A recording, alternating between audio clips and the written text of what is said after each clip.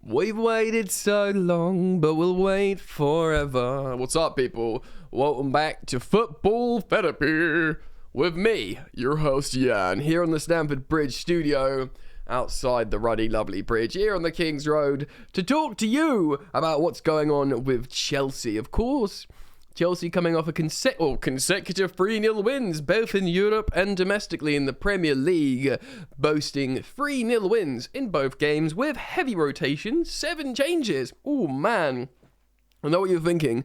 That's pretty incredible. And you'd be right to think that. Today, I am talking about Graham Potter's comments about why, really, Chelsea are attacking quicker and looking better. There's many reasons, but a reason he's spoken about.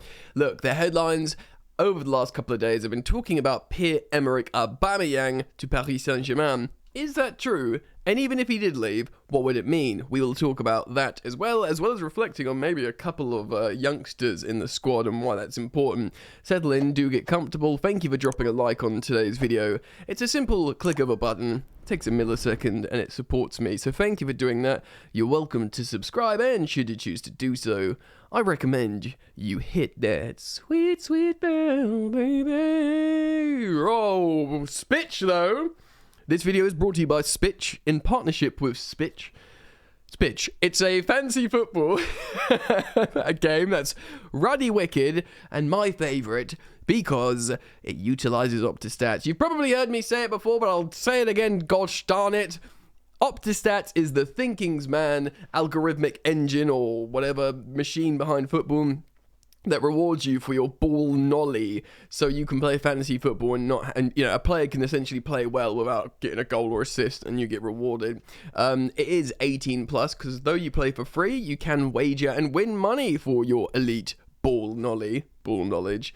Yeah, man, go check out SPITCH now. It's free to play if you want. You can just play every weekend. You don't have to commit to the whole season. You can dip in and out when you want. Just click the link in the top of the description. Go and have a look. See what you think. SPITCH. Back dans la studio. Right.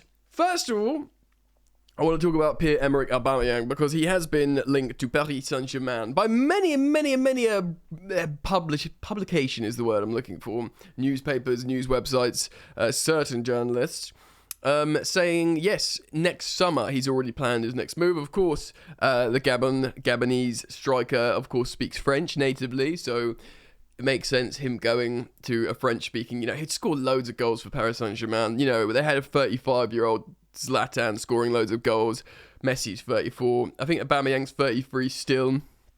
Next year, be 34. He'd get, he's in good shape. He'd get a couple of years scoring loads of goals, winning a couple of domestic league titles, you'd have to assume, which he'd love. He's a big name. He would represent a cheap acquisition for them in terms of, them spending loads of money on keeping Mbappe and Messi or whatever, but they could rely on a relatively inexpensive, elite veteran forward that will score loads of goals as well. But despite these headlines, Ben Jacobs said, of course, Ben Jacobs, the CBS reporter, has said that actually PSG don't have him on the radar. But I trust generally what Ben Jacobs says because, I've got no reason to distrust him. He's got loads of stuff right. But what I want to pose to you guys is, would that be, we're loving Aubameyang, of course we are. 2 goals and 2, those instinctive centre-forward striker finishes. And if he stays next season, great, for the aforementioned reasons. But, would it be the worst thing in the world? Chelsea, let's just play devil's advocate here, and the theoretical idea of him going to Paris Saint-Germain. Chelsea would probably make their money back on their purchase of him. We've given him a 2-year deal, remember? 2 years plus 1, should we want to, but, it's probably 2 years considering his age and us trying to lower the age profile of the squad. We'd probably make our money back on him because PSG would spend a few quid on him. We spent like 12 million. They'd probably do that again. And also, Nkunku is coming, of course. He's a young forward. Granted, he's not a conventional centre-forward / striker like Pierre-Emerick Aubameyang, but he is another forward. And, of course, we play Kai Havertz there.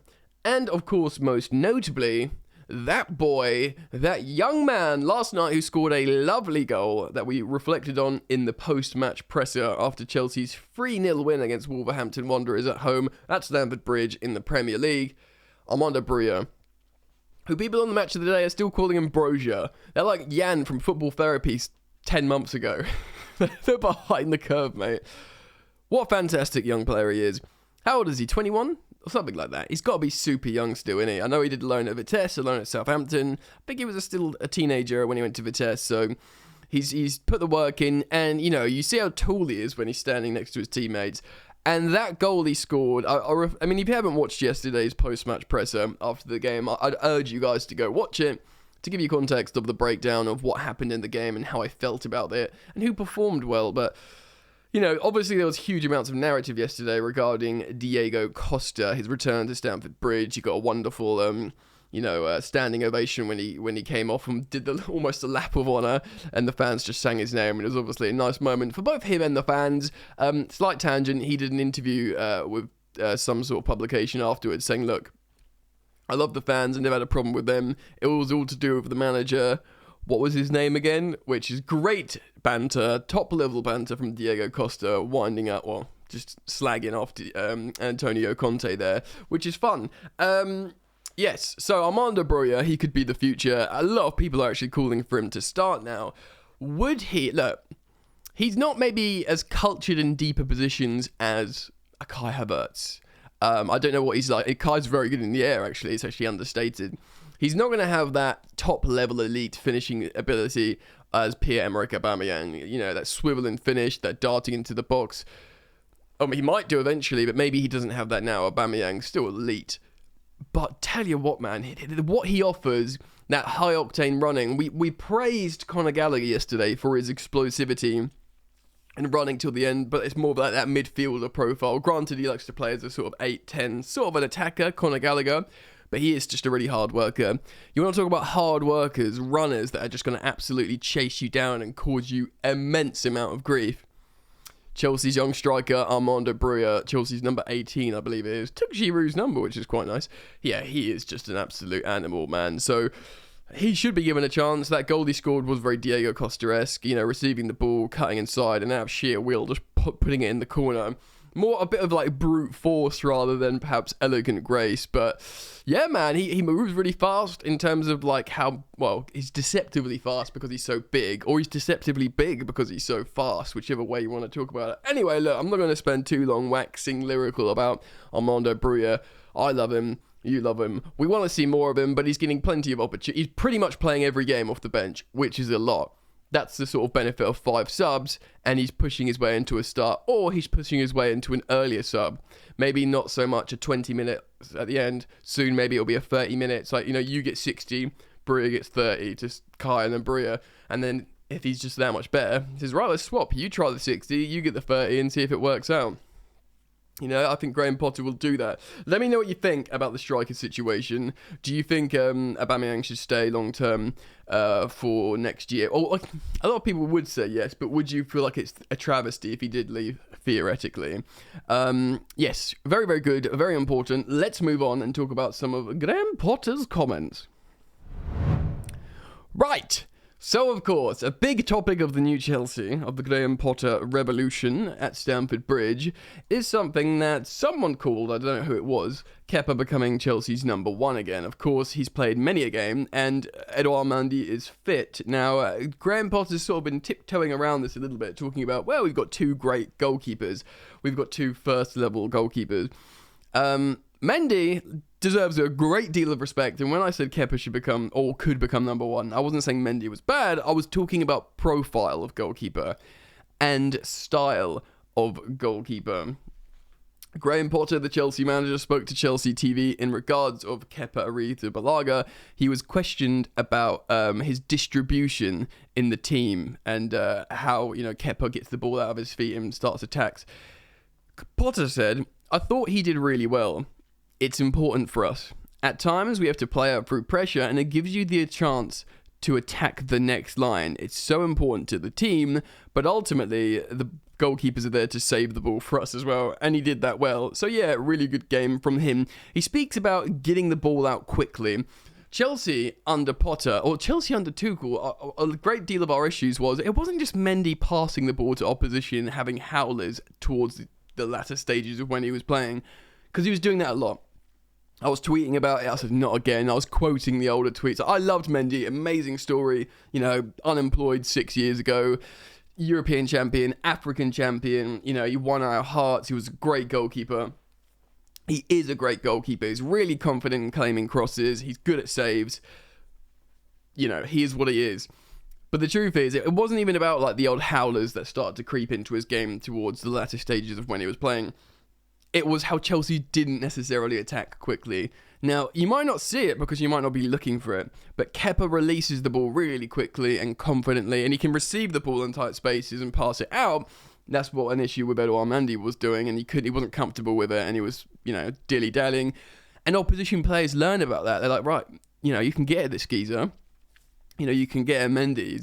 He's confident slow. He sort of freaks out on the ball a little bit. Just press the shit out of him. And even if he doesn't make a mistake to, lead to a goal, he'll prevent an attack. It will prevent Chelsea from doing a good attack. Now, seemingly, touch wood, that hasn't happened with Kepa yet, and Kepa was always meant to be, when we bought him from Bilbao for Sarri ball, we bought him because he was a footballing, ball-playing goalkeeper, right?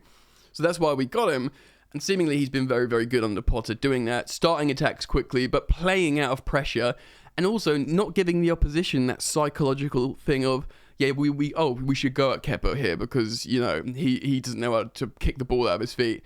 When they think, he's a Spanish goalkeeper, he's happy playing it out, you don't try it because when you press, he plays past you and you're one line of the defence that they've already bypassed straight away. So it's not worth the risk. It's like psychologically beating them, and that's so important in football. You could give loads of examples of goalkeepers, in De Gea when he was struggling in certain ways. And, there's men, even like footballers generally, when they have a particular weakness, opposition will prey on it. You could argue with Kepa, it was maybe facing long shots. There was a time where under Frank Lampard, before Mendy came in, if you're 20 yards out plus, you just hit a long shot at Kepa and often he flapped it and let it in. Whether that's still the case, I don't know. I certainly hope not, but it's really interesting that this is coming to pass and that Graham Potter's pretty much saying, this guy's our goalkeeper. Look, so that's positive in the goal. It's positive up front with strikers, Aubameyang and Broja. Of course, Aubameyang scoring recently. If he goes, I don't think it'll be the end of the world. He's 34 next. He'll be 34 just before the next season starts. But if Broja's setting the world on fire, if Nkuku's definitely coming, Havertz, do you know what I mean? There might be another youth striker. I don't know what Soonsop Bell's saying at the moment, but that's interesting. Of course, we're going to address the midfield, but looking a lot better, man. The emergence of Conor Gallagher under Graham Potter is really, really positive. Of course, he had a great season at Crystal Palace. Didn't start so well under Thomas Tuchel. Playing in that double six role just didn't look like it suits him. Obviously, he got sent off when he was played a bit short by, was it Jorginho? I can't remember.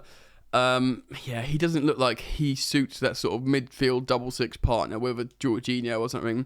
But in this box formation where he plays as a sort of, one of the 10s in front of one of the 6s, it suits him down to a T. He can press from the front. He's got a little bit more security behind him. And it looks like he can, obviously he's got a goal in him and it looks like he can really cause opposition issue. And on top of that, man, I spoke about it yesterday in the post-match presser, but once again, I will praise Mason Mount because I called for him to be dropped. He obviously watched my video. And the last 2 games, he's been magnificent. He was amazing against Milan, and he's registered 2 wonderful assists against, of course, Wolves in the Premier League. You can imagine a goal's coming from as well. He probably needs a goal. He scored a lovely one for England in between, actually. So yeah, I'm feeling pretty good. Ever since that England game, he's got a lot better, but what do you think? I wanted to reflect on these talking points in today's video because I've been thinking about it and I wanted to put it to you guys, the viewers and the subscribers. So let me know what you think. Let's start up the conversation. Thank you for all your interactions, your likes, your comments, and indeed your subscriptions. I think we're starting to squeeze closer to 170k. Who knows? Maybe this humble little old YouTube channel can one day reach the 2k. You should get a plaque for every 100k. Give me a plaque for 200, like a sort of silver with a different frame, Anyway, I'm out, friends. I look forward to seeing you tomorrow for tomorrow's video. Take care, fellas. Peace.